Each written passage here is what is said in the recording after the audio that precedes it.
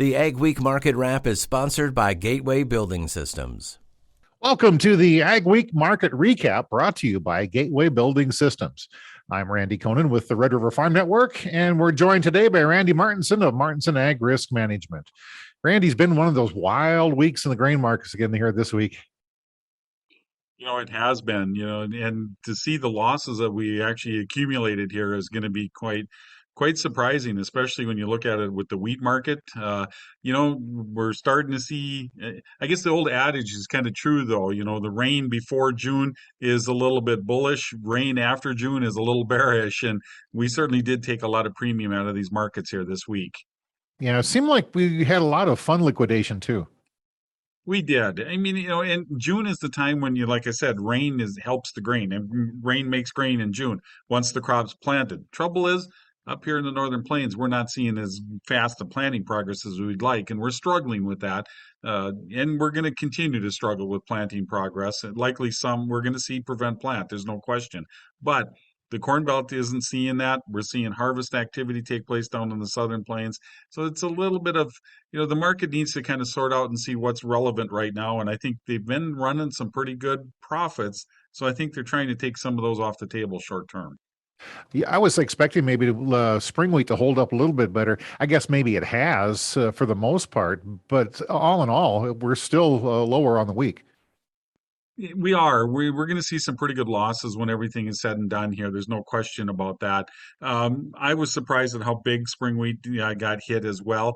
But, we need to take some profits, need to clean the market up there as well. And I think that's really what we were seeing quite a bit of to this week was in the big picture. I don't think spring wheat's done. I don't think we could go back up to the old highs, but I do expect that we'll see this market firm back up again. Yeah, I guess the big question is from here on out, how many more acres are going to get planted?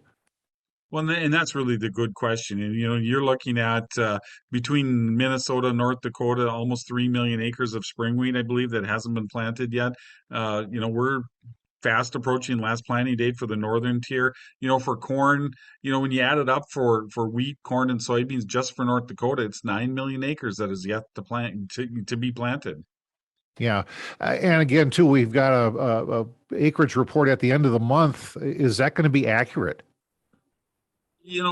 That's a good question. I think it'll be close to accurate. I mean, there might be some asterisks in it that we're going to have to come back and maybe relook at it in August.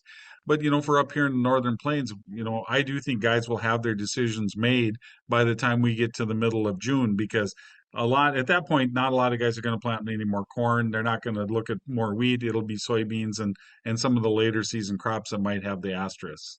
Yeah. Let's switch over here and talk maybe a little bit more about the corn market. That I can understand the market action in that.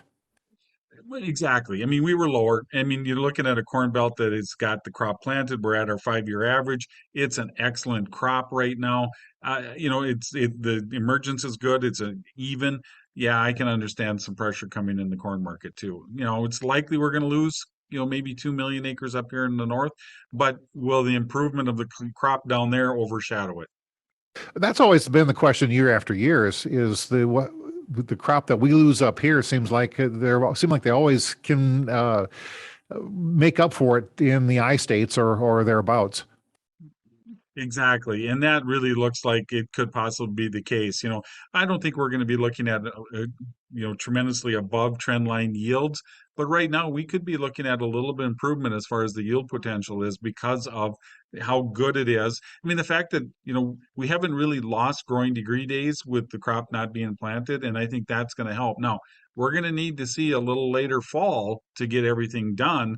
But, the last few years, we have been seeing frost come in October. Yeah. Well, I think that's the biggest thing too, is even though we're late, it's just been so cold. So nothing really wants to grow either. Exactly. And, as soon as that heat came last week, things started jumping pretty fast and pretty furious. So I do think that is going to continue to be kind of the situation we see is that even this week we're cool, which is helping, I think, to kind of fix a bunch of sins that were created with mudding a crop in.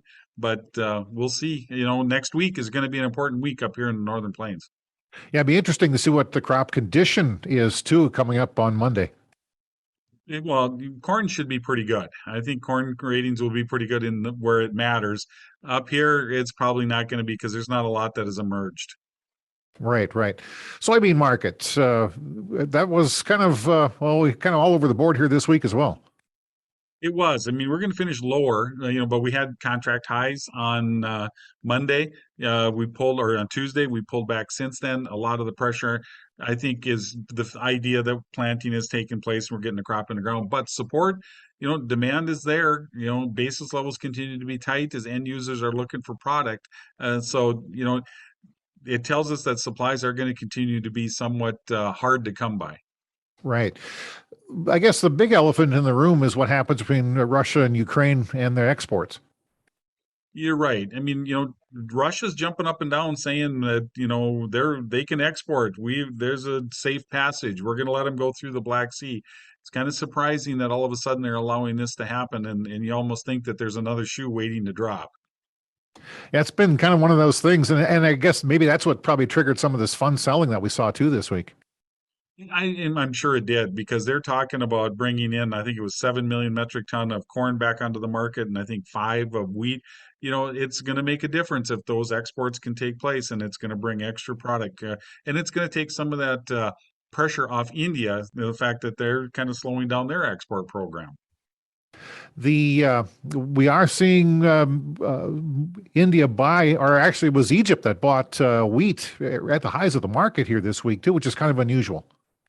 It was, and they bought a lot of it from Russia and that area. It's part of the Black Sea region there, but I'm surprised that they came in and bought. I'm also surprised to see Pakistan buying beans from the U.S. and an unknown destination coming in and buying corn. I mean, Pakistan was buying beans at contract highs as well. Yeah, and at the same time, I guess we're always week behind with export sales reports. Seemed like that was a little bit disappointing in some of the grains. Well, it was disappointing. It does show that our higher prices have hurt demand a little bit. It's done some demand destruction, but we still have these pop-up sales that come into play. China has bought now in the last week, and now with Pakistan, it shows there is still demand out there. Yeah, that's for sure. I guess where do we go from here, Andy? I think we take a look at this crop progress report that's going to come out Monday afternoon. We're not going to see much progress up here. Now, if the weather forecast holds and we stay warm and dry, then I think we've got a chance to get some more corn, some more soybean or wheat planted up here in the northern plains. That will kind of depress things a little bit. But if we get another rain shower, knock guys out of the field for a couple of days again, that's going to pretty much end it for the corn and the spring wheat. That should be supportive. Soybeans and sunflowers will continue to have opportunity to get planted, and I think that will be a little bit bearish on those markets. All right. Thanks again, Randy. Randy Martinson, president of Martinson Ag Risk Management. For markets and market analysis throughout the week, listen to your local Red River Farm Network radio station or visit rrfn.com. The Ag Week Market Wrap, sponsored by Gateway Building Systems.